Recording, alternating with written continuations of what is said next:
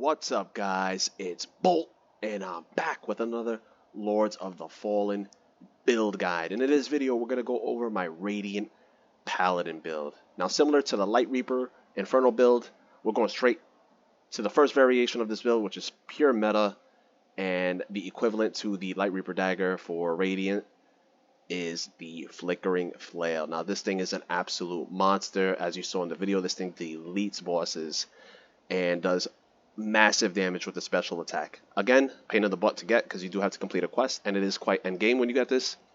But this is what you're going to lead up to for your subsequent new game pluses.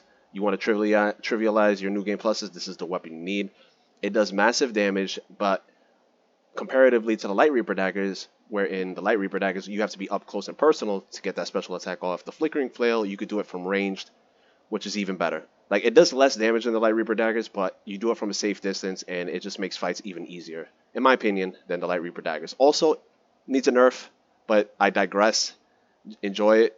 Have fun with it in PvE. Please, guys, do not spam this special in PvP. Please do not be toxic. Use this weapon for PvE. Trivialize the game, no problem. Don't give a bad time to your fellow Lampbearers. But yes, we have the Flickering Flail on here, and the runes that we do have attached is to increase our radiance scaling on it, and that is the Umbral rune times 2, and we have one Shun rune on that Flickering Flail. Now that's going to give us maximum damage, and again, we're spamming the special attack for this, but it does, even the regular R1s do quite decent amount of damage, as this does have an S rank in radiance scaling, so you will be doing big time damage with it.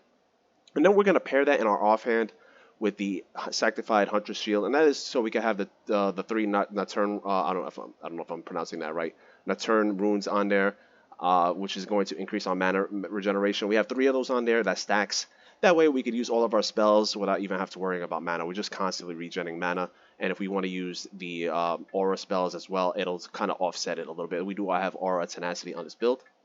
And then as for the Catalyst, we are using the Exactor Scripture, which is the most strongest when you have the max soft cap for Radiance at 75. This gets the S scaling, this gets the 5 slots, and this will be your catalyst of choice for those specific stats. Now, onto the spells. I choose to use Piercing Light. This is just a great overall spell to use if you want to just snipe some enemies from distance. Really nice. Pierces through enemies, so if they're lined up, it will go through them. Aureus' Judgment. Now, everybody is no stranger to this. This thing is a pain in the butt when fighting against in PvP. Now, please, guys, do not use this in PvP as well. Don't be toxic. This thing is annoying. But for PvE, go crazy with it. This thing could clear out a damn room. It's nice that it tracks enemies. Doesn't do the best damage, but if you multicast this thing will just clear out an entire room of enemies. Just cast it and just run away, and then everything will die. We have Radiant Weapon. That's going to give us more holy damage, which is what we want on the Flickering Flail. And yes, this will increase the damage of your special attack as well. And you will be doing some nasty smite buildup, nice nasty smite buildup with all of it combined. Aura of Tenacity, that's going to give us our 30% damage reduction. Just be mindful of that mana bar as it is draining, even though it is getting offset slightly by the 3 mana regen runes that we have equipped. Just keep an eye out and stop it when you're not in need of it anymore. So basically, in order to stop the aura, just all you have to do is recast it. Basically, it'll turn it right off.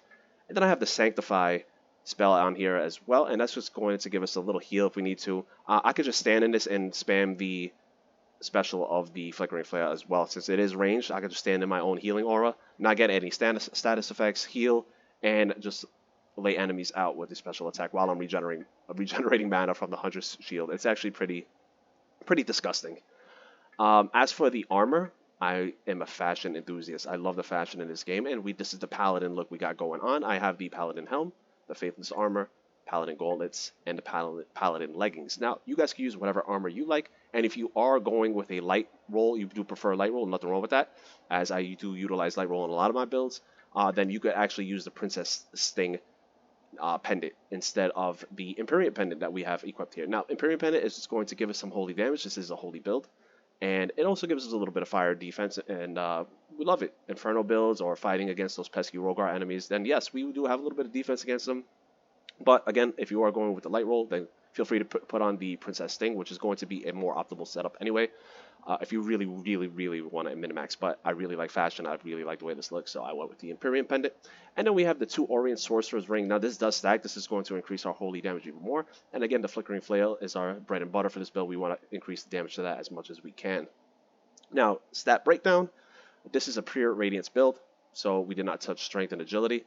We do have Endurance at 20 for the soft cap. Vitality, I wish I could get it to 60, but we want that Radiance at soft cap at 75. So we do have Vitality at 55. So we are quite tanky. We are quite pretty much like unstoppable with this build. We have so much health, and then with our Radiance that high, we do crazy damage.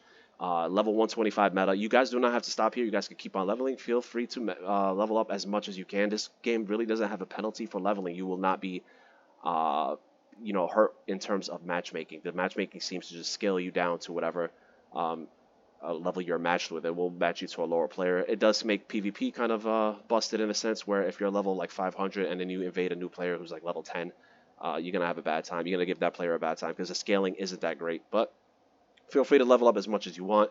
I just stopped at level 125 for this specific build, and if I were to increase this build even further, then yeah, I would go with just more vitality and endurance. And if you want to use more strength-based weapons, then pump more strength into it, because strength radiance builds are quite strong. Now, what are some alternatives to this build, and what is my preferred version of this build? Okay, so Radiance has the beautiful benefit of starting off very strong, as opposed to Inferno, who's very strong late game. So alternatives you can use until you get these the appropriate gear right here. Now, first boss you beat is Pieta, whatever you want to call her, and she's her remembrance weapon is the Pieta sword. You guys are no strangers to this either. Literally everybody and their mother uses this weapon. I choose not to because it's just so boring. I see it everywhere, so I don't. But it is a very strong weapon. It's great, and it scales purely with Radiance, so you can just save all those other stats, and you can just go all in on Radiance and wield this. Other good options are the Orient Preacher Hammer. Very strong. This is acquired early on as well. So this is the inferior version to another end game weapon, and this is my favorite version, but we'll get into it in a second. But it's also the Bartholomew Hammer. This is my favorite version of the build. I'll get into this more in a second. But another alternative you can do is the Bloody Glory, which is very sentimental to me, as I completed my very first playthrough using this weapon. It is acquired very early on. All you need to do is meet the minimum requirement for strength, because it scales extremely poorly to strength and is more of a radiant weapon. So you could just get the minimum requirement of, 20 strength, and then just pump all radiance, and you will be doing some crazy damage with this damn thing. It is a monster of a weapon, and it does bleed on top of that. So once you proc the bleed, you get the nice juicy bleed proc.